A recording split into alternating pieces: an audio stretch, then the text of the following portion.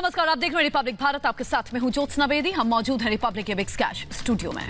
नमस्कार, good morning. मैं हूं आपके साथ निधि चतुर्वेदी। शुरुआत करेंगे 9 के निशाने की बड़ी खबर के साथ होगी शुरुआत। रूस की न्यूज एजेंसी है, उसने एक बड़ा दावा किया है। गलवान की झड़प में 45 चीनी सैनिक ढेर हुए, ये बड़ा दावा। गलवान में हुई झड़प पर रूस का नया खुलासा।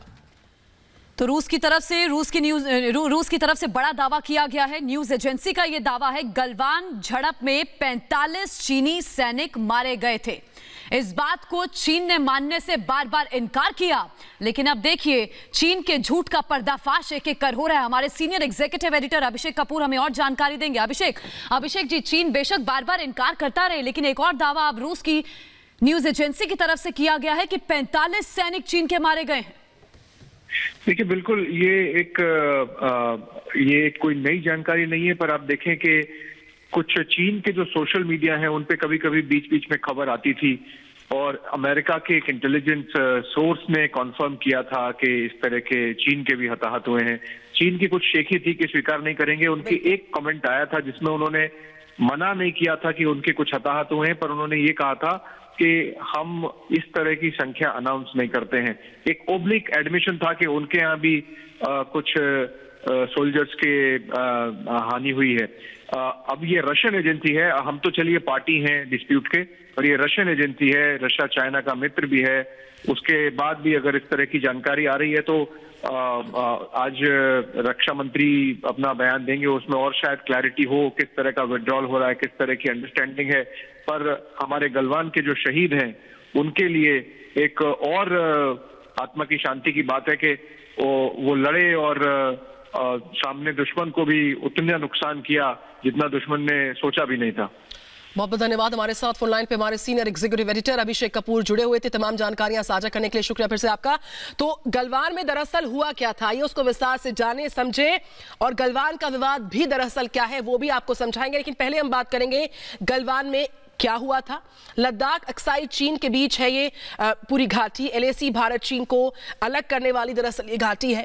ये विवाद दरअसल क्या है, क्यों विवाद गरमाया, घाटी की बात हम कर रहे हैं। पाक शिंजियांग और लद्दाख को की बात की जाए तो 1962 की जंग का ये एक एपिसेंटर था। लद्दाख अक्साई चीन के बीच ये घाटी पड़ती है। देखिए, चीनी रक्षा मंत्रालय की तरफ से कहा गया है कि जो उत्तरी दक्षिणी छोर पर अग्रिम पंक्ति में भारत और चीन के सैनिक थे वो व्यवस्थित तरीके से पीछे हटना शुरू हो गए हैं। अब आज तस्वीर साफ करेंगे रक्षा मंत्री राजनाथ सिंह सदन में। गलवान में क्या हुआ था ये लगातार हम आपको बता रहे हैं ग्राफिक्स के माध्यम से। सीमा विवाद पर बातचीत के दौरान झड़प हुई थी दोनों तरफ। भारत के भी 20 सैनिक इस झड़प में शहीद हो गए थे, वहीं चीन के 45 सैनिक हमले में मार गिराए गए थे। चीनी सेना का कमांडर भी इसमें मारा गया था। 15 जून 2020 को यह हिंसक झड़प हुई थी।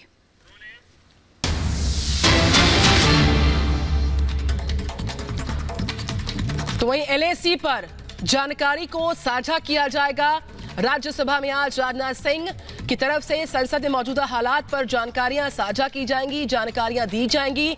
विपक्ष ने सरकार पर इसी को लेकर लगातार सवाल उठाए हैं, तो उन सभी सवालों का माकूल जवाब देने का वक्त अब चूंकि आ चुका है, तो आज का संबोधन रक्षा मंत्री का बेहद खास रहने वाला।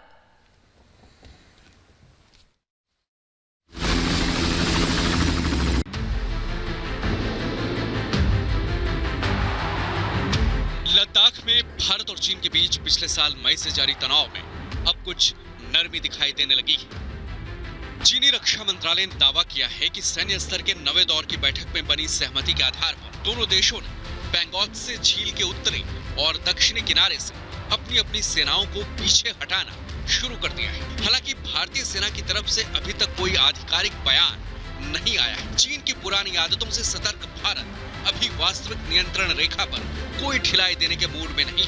आज रक्षा मंत्री राजनाथ सिंह पूर्वी लद्दाख की मौजूदा स्थिति पर राज्यसभा में बयान देंगे।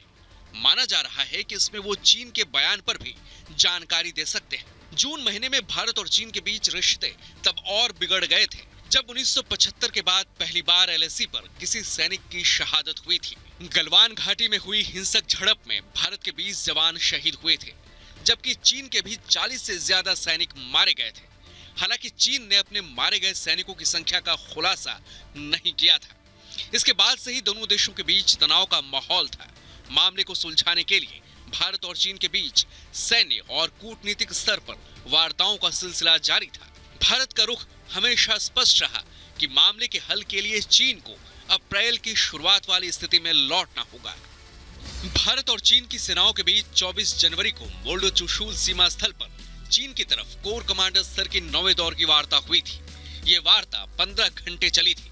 इसमें भारत ने साफ कहा था कि विवाद वाले इलाकों से सैनिक हटाने और तनाव कम करने की प्रक्रिया को आगे बढ़ाने की जिम्मेदारी अब पूरी तरह चीन पर है। इस दौरान दोनों पक्षों के कोर कमांडरों ने 10वें दौर की बातचीत जल्द करने पर भी सहमति जताई थी ताकि सैनिकों की वापसी का काम तेज हो सके। आज राज्यसभा में रक्षा मंत्री राजनाथ सिंह के बयान के बाद भारत चीन विवाद पर स्थिति साफ हो जाएगी और विपक्ष की भ्रम फैलाने वाली राजनीति पर भी ब्रेक लग जाएगा। Bureau report, Republic